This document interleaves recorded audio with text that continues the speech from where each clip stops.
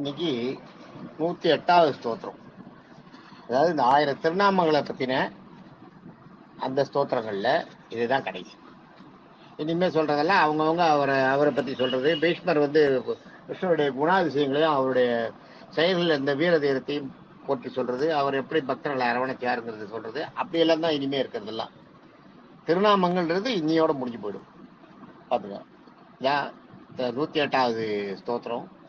வனமாலி, கதி, சார்ங்கி, சங்கி, சக்ரி, சனந்தகி. ஸ்ரீமான் நாராயணோ விஷ்ணுர் வாசுதேவோ பிரக்ஷது. அபிரக்ஷதுன்னு சொல்லணும். பிரக்ஷதுன்றது நம்ம பாடலாம் சொல்லும்போது பிரக்ஷதுன்னு வரும். அது ஆக்சுவலா அபிரக்ஷதுன்னு அர்த்தம். வனமாலி, கதி, சார்ங்கி, சங்கி, சக்ரி, சனந்தகி. ஸ்ரீமான் நாராயணோ விஷ்ணுர் வாசுதேவோ பிரக்ஷது. இது இந்த பாட்டு. இது எப்படி சொல்லணும்னா, வனமாலி, கதி, சார்ங்கி, சங்கி, சக்ரி, சனந்தகி, ஸ்ரீமான் நாராயணோ விஷ்ணுர் வாசுதேவோ பிரக்ஷது அப்படி சொல்லணும். வனமாலி, கதி, சார்ங்கி, சங்கி, சக்ரி, சனந்தகி, ஸ்ரீமான் நாராயணோ விஷ்ணுர் வாசுதேவோ பிரக்ஷது. வனமாலி, கதி, சார்ங்கி, சங்கி, சக்ரி, சனந்தகி, ஸ்ரீமான் நாராயணோ விஷ்ணுர் வாசுதேவோ பிரக்ஷது. எப்பயும் இந்த வனமாலியை சொல்லும்போது 3 தடவை சொல்லணும். அது நம்ம வழக்கத்தில் வச்சுருக்காங்க. 3 தடவை சொல்லணுன்றது ஒரு வழக்கத்தில் சிறப்பான ஒரு இது முடிவு. அதனால இதை 3 தடவை சொல்லணும்னு வச்சுருக்காங்க. நம்ம இப்போ நான் சொன்னது இப்போ 3 தடவை சொல்லிட்டேன். நீங்களும் இது மாதிரி சொல்லும்போது இது சொல்லணும், 3 தடவை சொல்லணும். இதனுடைய அர்த்தத்தை பார்ப்போம். ரொம்ப சிம்பிளான இதுதான். வனமாலி, வனமாலைன்றது துளசி. வனமாலி, துளசியை மாலையாக அணிந்திருப்பவன். கதி, கதின்றது கதை. கதையைத்தான் கதின்னு சொல்ற. கதி. சார்ங்கி, சார்ங்கின்னா சாரங்கம் என்கின்ற வில். சங்கி, பாஞ்சசன்யம்ங்கிற சங்கு. சக்ரி, சக்ரின்னா சுதர்சனம் என்ற சக்கரம். சனந்தகி, இந்த இடத்துல சேன்றது மற்றும்னு அர்த்தம். நம்ம தமிழ்ல சொல்லுவோம் தெரியுமா, நிறைய ஒரு 4-5 சொல்லணும்னா எல்லாத்தையும் சொல்லிட்டு கடைசிக்கு முன்னாடி மற்றும்னு. அந்த மாதிரி இங்க சேன்றது மற்றும்.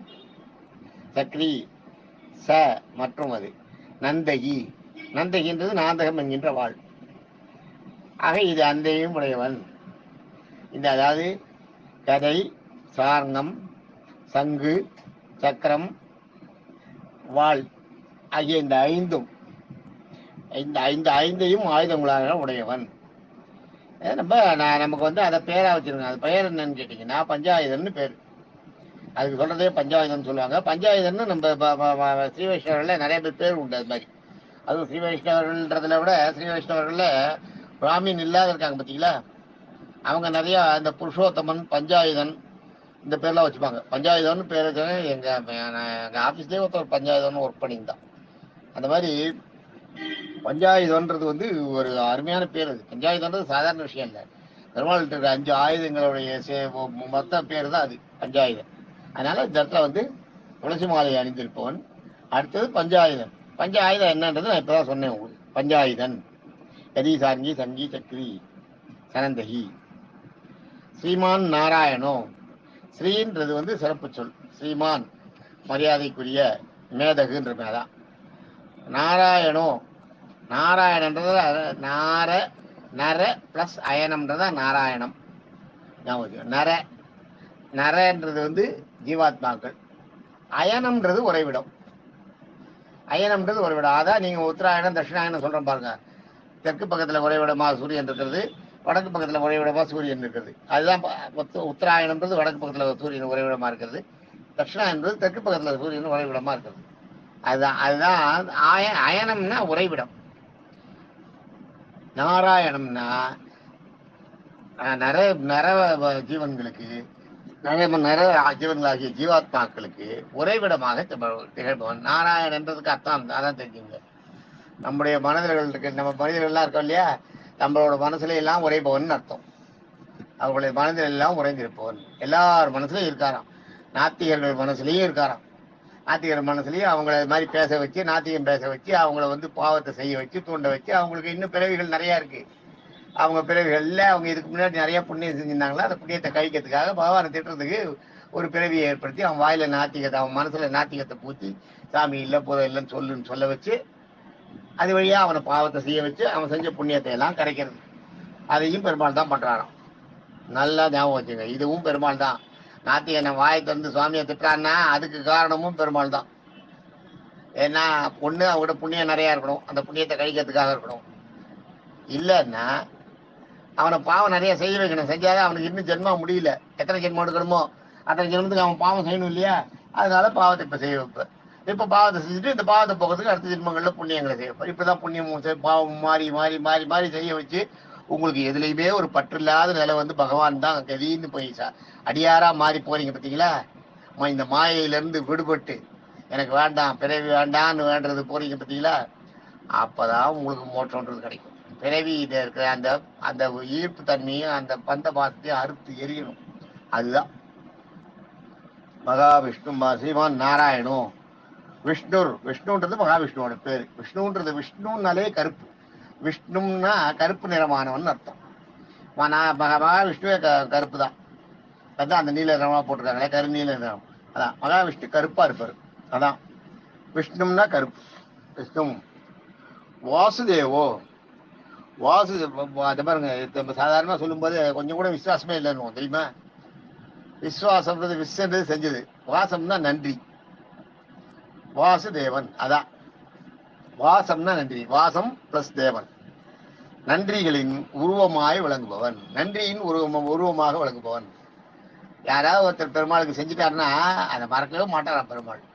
பெருமாள் வந்து நன்றி மறவாதவன்னா பெருமாள் யார்? பெருமாளுக்கு யார் செஞ்சாங்க, என்ன செஞ்சாங்க? அவர் எப்படி நன்றி மறவாத ஒரு நிலை பெருமாளுக்கு எப்படி வரும்? இது உங்களுக்கு ஒரு கேள்வியா இருக்கலாம். ஆக இந்த 1000 திருநாமங்களுக்கு உங்களுக்கு இருக்கு. இந்த இன்னும் பலஸ்ரீ 30 இருக்கு. அதுக்கப்புறம் இந்த 1000 திருநாமங்கள் இருக்கு இல்லையா? அந்த ஒவ்வொரு திருநாமத்தையும் அவருக்கு எப்படி வந்ததுன்ற சொல்ற ஒரு கதை பாரதத்துல இருக்கு. பாரதத்துல இருந்தோ ராமாயணத்துல இருந்தோ இதிகாசங்கள்ல இருந்து ஒரு கதையை எடுத்து சொல்லி இந்த மாதிரி இவர் செஞ்சதுனால இந்த பேர் இவருக்கு பொருந்தும் அப்படின்னு சொல்றது. அதே மாதிரி இந்த இடத்துல வாசுதேவன்ற பேர் அவருக்கு எப்படி பொருந்தும்னா, குசேலரும் வந்து சாந்திமணி ஆசிரமத்துல படிச்ச அவர்கிட்ட சாந்திமணி ஆசிரமத்துல அவர் குருகுலம் கத்துக்கிறாங்களாம். அப்ப அவரை விரட்டி விடுவாங்களாம். அதை போய் விறகு எடுத்துருவா, அதை எடுத்துருவா, இதை எடுத்துருவான்னு காட்டுக்கு. அதெல்லாம் செய்யணும்.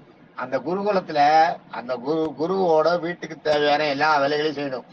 சாதாரணத்துக்கு போய் அரிசிக்கு நெல் பயிரிடணும், போய் விறகு ஒடிச்சுன்னு தரணும், பற்ற வைக்கிறதுக்கு திணையை வச்சு அறுத்து கொண்டு சரி பண்ணி கொடுக்கணும். எல்லா வேலையும் செய்யணும் அவங்களுக்கு. ஏன்னா அவங்களோட வேலையை இவங்களுக்கு பாடம் கற்றுக் கொடுக்குறதுல வந்துட்டாங்க இல்லையா? அவங்களோட தேவைகளை பூர்த்தி செய்ய வேண்டியது இவங்க வேலை. அதை வந்து ஒரு தெய்வ பக்தியா நினைச்சு பண்ணணும். அது மாதிரி கிருஷ்ணனையும் வசுதேவரையும் குசேலனையும் அனுப்பிடுவாராம் போய் விறகு ஒடிச்சுடுவான்னு. கையில சாதம் கட்டி கொடுத்து காட்டுல போய் ஒடிச்சுட்டு வரணும். ஒரு நாள் ஆகும். காத்தால போன நடந்து போறது தானே. காத்தால போய் விறகு ஒடிச்சுட்டு ராத்திரி வருவாங்க, சாயந்தரம் வருவாங்களாம். இது மாதிரி தாசத்துல ஒருத்தரமோ வாரத்துல ஒருத்தரமோ போவாங்க உள்ள காட்டு. அது மாதிரி போகும்போது அந்த முனிபத்தினி என்ன பண்ணுவாங்களாம், ஒரு 2 பேருக்கும் தினமாவை கட்டி விட்டு போவாங்களாம். 2 பேருக்கும் 2 பொட்டலமா 2 மூட்டையா. இவர் என்ன பண்ணுவாரா, கிருஷ்ணன் வந்து இவரோட சாப்பாடு மூட்டையை தூக்கத்துக்கு சோம்பேறித்தனை பண்ணிட்டு குசேலர்கிட்டே நீ எடுத்துன்னு அவர்கிட்ட கொடுத்துருவாராம். குசேலர் கிருஷ்ணன் என்ன சொன்னாலும் செய்வாராம். கிருஷ்ணனை விட குசேலர் மூத்தவர், ஞாபகம் வச்சு. குசேலருக்கு வந்து கிருஷ்ணனோட வயசு ஜாஸ்தி, 7 வயசு ரொம்ப ஜாஸ்தி கிருஷ்ணனோட குசேலருக்கு. ஆனா கிருஷ்ணன் சொல்றதெல்லாம் செய்வாராம். அது என்னமோ கிருஷ்ணன்கிட்ட அந்த மாதிரி ஒரு மந்திர கட்டுப்பாடு அவர்கிட்ட இருந்துதான். இந்த 2 அந்த மூட்டையும் அந்த தெனமாவு மூட்டையும் குசேலர் தலையில வச்சு தூக்கின்னு வர வைப்பாராம். குசேலர் தூக்கிட்டு காட்டுல வந்தவொடனே குசேலர் எங்கெங்கேயாலும் வச்சுட்டு எல்லாத்தையும் எடுத்து ஒடிச்சு கிடிச்சு விறகெல்லாம் ஒடிச்சு கிருஷ்ணன் வந்து உட்காந்துட்டு அங்க இங்கே பார்த்துட்டு ஏதாவது சீண்டகம் பண்ணிட்டு அங்க இங்க எகிரிட்டு குதிச்சுட்டு ஆடிட்டு கிடப்பாராம். ஆனா குசேலர் வந்து பொறுப்பா 2 பேருக்கு தேவையான அளவுக்கு விறகெல்லாம் வெட்டி கிட்டி 2 பேர் தூக்குற அளவுக்கு மூட்டையெல்லாம் தூக்கி வெட்டி கிட்டி வச்சு எல்லாத்தையும் கட்டி மூட்டையெல்லாம் கட்டி கிட்டி ரெடி பண்ணி வச்சுட்டு சாப்பிடறதுக்கு வந்து பார்த்தா இங்க சாப்பாடு இருக்காதான். குசேலர் எங்கடா கண்ணா எங்க சாப்பாடு எங்க கிருஷ்ணா இந்த சாப்பாடு எங்கன்னு கேட்டா, நான் சாப்பிட்டேன், எனக்கு ரொம்ப பசியா இருந்தது, சாப்பிட்டேன் வரான். காட்ட உடனே குசேலர் நினைப்பாரான், நீ சாட்டியா என்னோட பக்கம் நீ சாட்டியா அப்படின்னு நினைப்பாரான். நினைச்ச உடனே இவருக்கு வயிறு ரொம்பிடுமா, குசேலருக்கு வயிறு ரொம்ப பசிக்கிற மாதிரியே தோணாதான். சரி போலாமே, அதனால ஒண்ணும் இல்லை அப்படின்ட்டு போவாராம். போகும்போது பார்த்தா இந்த இவர் கிருஷ்ணன் தூக்க வேண்டிய விறகு மூட்டையும் குசேலர் தலையிலேயே வச்சு நீ தூக்கிட்டு வா, என்னால் தூக்க முடியலன்னு அனுப்புவாராம்.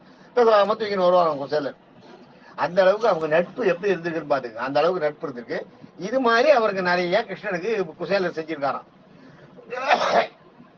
உடல் ரீதியான உதவி, குழந்தையா ஒரு குருகலத்துல இருந்தப்ப நிறைய பண்ணிருக்காராம். இந்த மாதிரி ஏதாவது ஒரு வேலையை 2 பேருக்கும் பொதுவா கொடுத்தா அதை குசேலர் தான் செய்யணுமா, கிருஷ்ணன் செய்யவே மாட்டாராம். அது நம்மளும் நாங்கெல்லாம் ஆபீஸ் ஒர்க் போது பார்த்துருக்கோம். அது மாதிரி யாராவது 2 பேரும் 3 பேர் சேர்த்து ஒரு வேலையை விட்டுமே, அதுல ஒருத்தன் படிக்கிறவன் இருப்பான், அவன் பாடு அவன் எங்க சுத்திட்டு இருப்பான், மீதி 2 பேர் தான் அவன் வேலையை சேர்த்து செஞ்சுட்டு இருப்பாங்க. அது மாதிரி இங்க வந்து கிருஷ்ணன் அப்படி சுத்திட்டு இருப்பாரான், இவர் செய்வாராம். அந்த நன்றி கடனை தீர்ப்போறான்.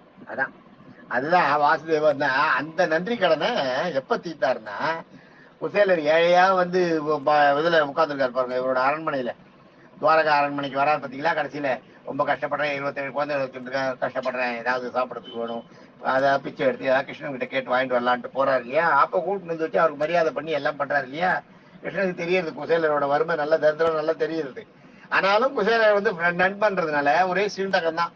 எல்லாம் எனக்கு அதை கொண்டா இதை கொண்டா, என்ன வேஷ்டி நீ இப்படி கட்டிட்டு இருக்காருன்னு அவமானப்படுத்தி அசிங்கப்படுத்தி அவரோட வேஷ்டி எல்லாம் பிடிக்கிட்டு வேற வேஷ்டி, இப்ப நல்ல வேஷ்டி ஃபர்ஸ்ட் கிளாஸ் பட்டு வேஷ்டி, கிருஷ்ணன் கட்டிக்கிற வேஷ்டி, அருமையான வேஷ்டி எடுத்து கொடுத்து கட்டிக்க சொல்லி கொடுத்துட்டு 7 நாள் இருந்தாராம் கிருஷ்ணன் துவாரகையில.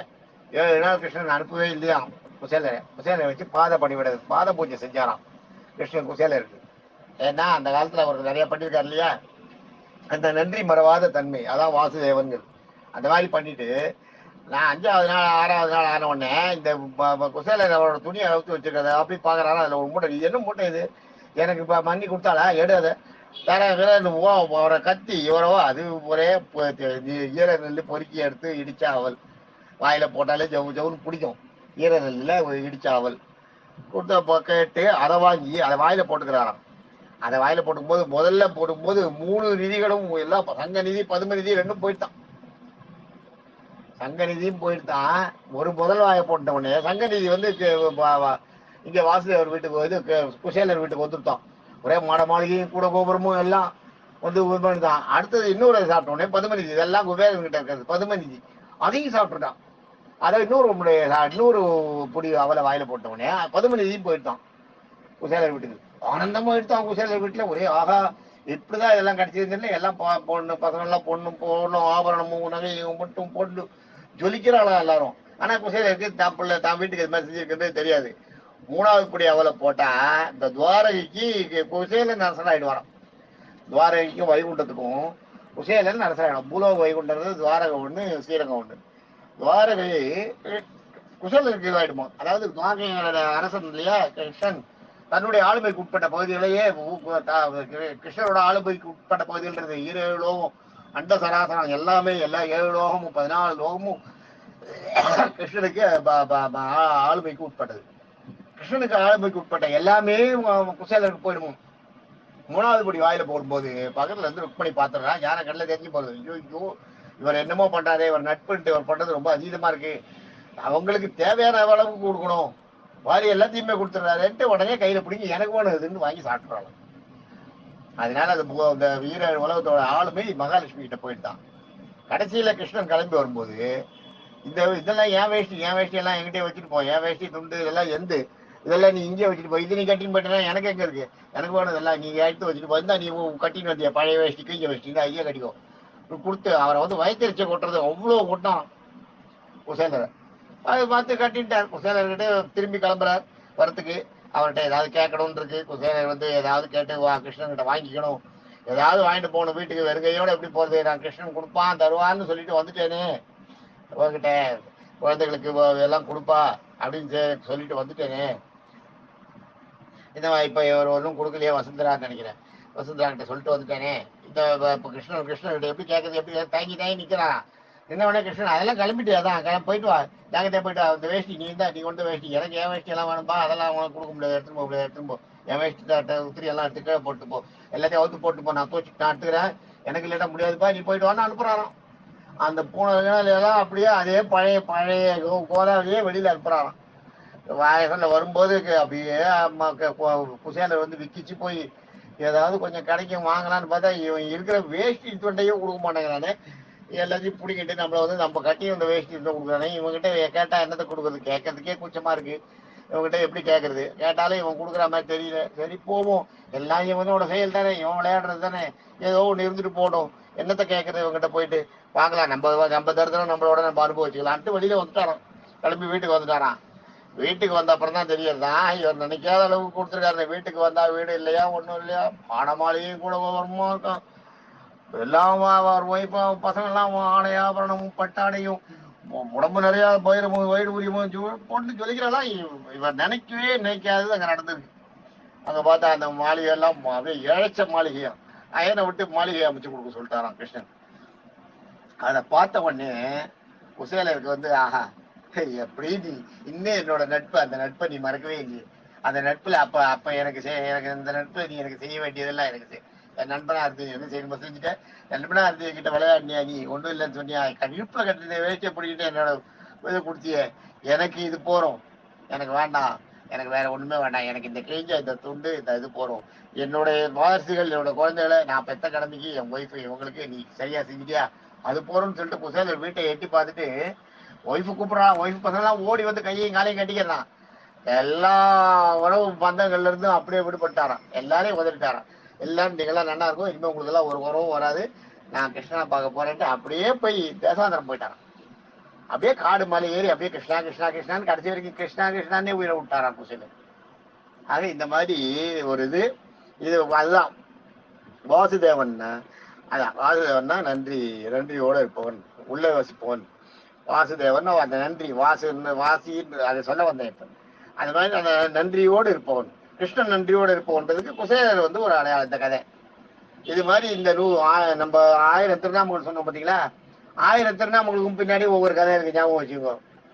1000 திருநாமங்களையும் சொல்லி இந்த இதிகாசங்கள்ல இருந்து ஒவ்வொரு கதையை சொல்லலாம், இருக்கு, சொல்ல முடியும்.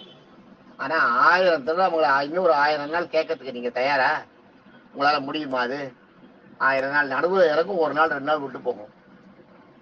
அதான் அதை பார்த்துங்க. 1000 திருநாமங்களையும் என்னால சொல்ல முடியும். 1000 திருநாமங்களையும் சொல்லி அதுக்கு பின்னாடி இருக்க அந்த திருநாமங்கள் அவருக்கு பொருந்தறதுக்கான கதையையும் என்னால் சொல்ல முடியும் இதிகாசங்கள் இருக்கு. பார்த்துக்கோ. அதெல்லாம் அது எப்படி இருந்ததோ பார்க்குறேன். இல்லை அட்லீஸ்ட் முடிஞ்ச வரைக்கும் கொஞ்சம் ஓரளவாவது சொல்ல முடியுமான்னு பார்க்கலாம். முதல்ல இது முடியட்டும். இது முடிஞ்சப்பறம் இதுக்கு நீங்க என்ன சொல்றீங்கன்றது எனக்கு தெரியணும். அந்த 1000 திருநாமங்களை சொல்லி அதுக்கான அந்த கதைக்கான காரணம், அவருக்கு அந்த திருநாமம் அவருக்கு எப்படி பொருந்துறது அப்படின்றத சொல்றதுக்கு ஒரு கதை இருக்கும். பாரதத்திலயோ ராமாயணத்திலயோ நல்லா கேட்டுங்க. அந்த கதையை உங்களுக்கு நீங்கெல்லாம் விருப்பப்பட்டால் அந்த கதைகளை, அந்த திருநாமத்தை சொல்லி அந்த கதைகளை சொல்றதுக்கு நான் தயாரா இருக்கேன். நீங்க சொல்லுங்க. இன்னும் இது 30 இருக்கு பலஸ்ருதி. இந்த பலஸ்ருதி முடிஞ்ச அப்புறம் தான் இது. இன்னைக்கு நம்ம 1000 திருநாமங்களை முடிச்சது வந்து ரொம்ப விசேஷம். சாதாரணமா மகா விஷ்ணு சாஸ்திரநாமத்துக்கு ஒரு எனக்கு வந்து உங்களுக்கெல்லாம் இதை சொல்றதுக்கு எனக்கு கிடைச்சது ஒரு பாக்கியம், என்னுடைய பாக்கியம். அது உங்க இத்தனை பேருக்கு ஒரு 10-15 பேருக்கு மேல இப்ப நான் வந்து இதை சொல்றேன்னா அது என்னுடைய பாக்கியம், எனக்கு கிடைச்ச பாக்கியம். அது இது வந்து கேட்டது வந்து உங்களுக்கு கிடைச்ச பாக்கியம். எல்லாருமே பெருமாள் இந்த அனுகிரகத்தை பண்ணி ஏற்பாடு பண்ணி அவர் செயலால் தான் என்னால முடிஞ்சது இத்தனையும் சொல்றதுக்கு. இல்லாட்டா ஒரு 1000 திருநாமங்களுக்கு அர்த்தம் சொல்றதுன்றது வந்து ஒன்றும் அவ்வளவு ஈஸி இல்லை. நான்லாம் சொல்லலை, எனக்குள்ள இருந்து அந்த பெருமாள் இயக்கினார். நான் சொன்னேன் உங்களுக்கு எல்லாருக்கும். இது ஏதோ ரெஃபர் பண்ணேன். கோமடம் மாதவன் சுவாமிகள் ஒருத்தர், அவரோட வியாக்கியானம், அவரோட இந்த விஷ்ணு சஹஸ்ரநாமத்துக்கு சொன்ன அருள்கள், அப்புறம் அவர் சத்யசந்த சீர்த்தர் சொன்னது, இவர் சொன்னது, ஏபிஎன் சுவாமிகள், பத்மநாப சுவாமிகள் அவர் வந்து விளக்கம் சொன்னது. அதுக்கப்புறம் வந்து நம்ம வெங்கட்ரமணன் ஒருத்தர் இருக்கார், அவர் சொன்னது. இதெல்லாம் சேர்த்து அதுல எல்லாம் இருக்கிற பொருள்களை பொறுக்கி எடுத்து எது இதுல டஃப்பான அர்த்தம்லாம் நிறைய சொன்னாங்க, கஷ்டமான அர்த்தங்களை எல்லாம் நிறைய சொன்னாங்க. அது சொல்லியிருக்காங்க. பராசர பட்டணத்துல வந்து அவ்வளவு சாமானியமா புரியாது. ஆனா ரொம்ப உயர்ந்த நிலையான அர்த்தங்கள் எல்லாமே உயர்ந்த நிலையான, நம்ம உயர்ந்த நிலைக்கு உரிய அர்த்தங்கள். ஆனா அதை சாதாரணமா சொல்ல முடியாது, புரியாது. சாதாரண எல்லாத்தையுமே ஜீவாத்மாவையும் பரமாத்மாவையும் உள்ள கொண்டு இணைச்சு சொல்லியிருப்பாரு. அது நம்மளுக்கு புரியாது. நம்ம எல்லாருக்குமே ஒரு இடத்துல புருஷோத்தமன்றதுக்கு எழுதி சொல்லுவாரு, எல்லாருக்குமே உலகத்துல பிறந்திருக்க இத்தனை ஜீவன்களையும் பெண்ணாக்கிட்டு மகாவிஷ்ணுவத்தில் தான் ஆண் ஆக்கி அவர் தான் உங்க எல்லாருக்கும் புருஷன்ற மாதிரி சொல்லுவாரு. புருஷோத்தமன்றதுக்கு அர்த்தம் அவர் சொன்ன அர்த்தம் தான். இதை சொன்னா நம்ம சாதாரண மக்களுக்கு புரியுமா? ஆத்மான்றது வந்து ஜெண்டர் டிஃபரன்ஸே கிடையாது. ஆத்மான்றதுல ஜெண்டர் டிஃபரன்ஸே கிடையாது. எல்லாம் ஒண்ணுதான். பிறவி, வெளியில பார்வை, உடல் உறுப்புகள், இதுலதான் நம்மளுக்கு வந்து ஜெண்டர் அந்த ஆண் பெண் வித்தியாசமே ஒழிய ஆத்மான்னு வரும்போது அந்த வித்தியாசமே கிடையாது. பராசரப்பட்டு சொல்றது இதுதான் புருஷோத்தம் பண்றது. உங்களுக்கெல்லாம் புருஷன் அவர் தான், நம்ம எல்லாருக்கும் புருஷன் அவர் தான்னா நம்மளோட ஜீவாத்மாக்கள் எல்லாத்தையுமே பெண்ணா அவருக்கு உருவகம் பண்றாரு. அப்போ மகாவிஷ்ணுவ புருஷனா உருவகம் பண்றாரு. ஆக இதுதான். ஆக அந்த புருஷோத்தமன்றதுக்கு அவர் சொல்றாரு என்னன்னா, நம்ம எல்லாம் ஜீவாத்மாக்கள் அத்தனையும் பெண்கள், நம்ம எல்லாரும் பெண்கள், அவர் ஒருத்தர் தான் நம்மளுக்கு எல்லாருக்கும் புருஷன்ற மாதிரி சொல்லுவாரு. இதை நான் சொல்ல முடியாது, சொன்னா ஏத்துக்க மாட்டாங்க. ஆனா அவர் சொல்ற அர்த்தம் அதுக்கு என்ன தெரியுமா? வெளியில உங்களுக்கு உருவங்கள் மாறி இருக்கலாம், உங்களுக்கு உங்களோட படைப்பு மாறி இருக்கலாம். நீங்க வந்து டிரான்ஸ்ஜெண்டரா இருக்கலாம், ஆணா இருக்கலாம், மேலா இருக்கலாம், ஃபீமேலா இருக்கலாம், டிரான்ஸ்ஜெண்டரா இருக்கலாம், எப்படி வேணாலும் இருக்கலாம், ஆடா இருக்கலாம், மாடா இருக்கலாம், பசுவா இருக்கலாம், கழுதியா இருக்கலாம், குதிரையா இருக்கலாம், கோழியா இருக்கலாம். ஆனா அந்த உள்ள இருக்க ஆத்மா இருக்கு பாத்தீங்களா, இது எல்லாமே ஜீவாத்மா. மனுஷனா பிறந்தவங்க எல்லாருக்கும் ஜீவாத்மா இல்லையா? மனுஷனா பிறந்த அத்தனை பேருக்கும் ஜீவாத்மா. இது எல்லாத்துக்கும் ஒரு இந்த ஜீவாத்மாக்கெல்லாம் ஒரு பெண்ணுன்னா அதுக்கு ஒரு புருஷன் வேணும் இல்லையா? அந்த புருஷன் தான் மகாவிஷ்ணுன்னு சொல்லுவார் அவர் சொல்லும்போது. அதனாலதான் புருஷோத்தமன் அவருக்கு பேர் வச்சது அப்படின்னு சொல்லுவார். அவர் சொல்லியிருக்கிறது அது சொன்னா புரியாது. அதனால நம்ம வந்து புருஷர்களையே மேன்மையான குணத்தை உடையவர் நம்ம சொல்லி புருஷ குணங்கள் நிறைய உடையவர் அப்படின்றத நம்ம சொல்லி முடிச்சிடறோம். இது மாதிரி நிறைய இருக்கு. இந்த மாதிரி 1000 திருநாமங்களுக்கும் 1000 பின் ஊட்ட கதைகள் இருக்கு. அந்த கதைகளை சொல்லி எப்படி இவருக்கு பொருந்தித்தீன்றதுக்கு ஒவ்வொன்றுலையும் இருக்கு. சாதாரண விஷயம் இல்லை இதெல்லாம். நானும் கொஞ்சம் ரெடி பண்ணிக்கணும். ரெடி பண்ணிட்டு நீங்க எல்லாம் விருப்பப்பட்டால் நான் சொல்றதுக்கு தயார். தேங்க்யூ. இன்னையோட 1000 திருநாமங்கள் முடிச்சிருக்கோம். 1000 திருநாமங்கள் நம்ம முடிச்சதே நமக்கு வந்து பகவானுடைய அருள். அதனால அந்த பெருமாளை நான் சேவிச்சுக்கிறேன். எனக்கு இந்த 1000 திருநாமத்தை சொல்றதுக்கு எல்லாருக்கும் சொல்றதுக்கு எனக்கு ஒரு வாய்ப்பு கொடுத்த பெருமாளை நான் மனசார சேவிச்சுக்கிறேன். என்னோட பெருமாள் சேவிக்கிறது எப்படின்றது உங்களுக்கு தெரியும். நிர்மலமா தான் நான் சேவிப்பேன், எதையும் வேண்ட மாட்டேன். இந்த பெருமாள் வந்து இந்த அனுகிரகம் எனக்கு கொடுத்ததுக்கு எனக்கு ரொம்ப சந்தோஷம். மனசு நிறைஞ்சு இன்னைக்கு சொல்றேன். இந்த 1000 திருநாமங்களை நான் சொல்லி இன்னையோட முடிச்சிட்டேன். இதுக்கப்புறம் அவருடைய பெருமைகளை சொல்றதெல்லாம் பின்னாடி வருது. யார் யார் என்னென்ன பெருமைகள் சொன்னாங்கிறது பலஸ்ருதி 30 ஸ்லோகம் இருக்கு. அது 30 ஸ்லோகம், அது ஸ்தோத்திரம் கிடையாது, அது ஸ்லோகம். அந்த 30 ஸ்லோகமும் நாளையில இருந்து தொடரும். தேங்க்யூ.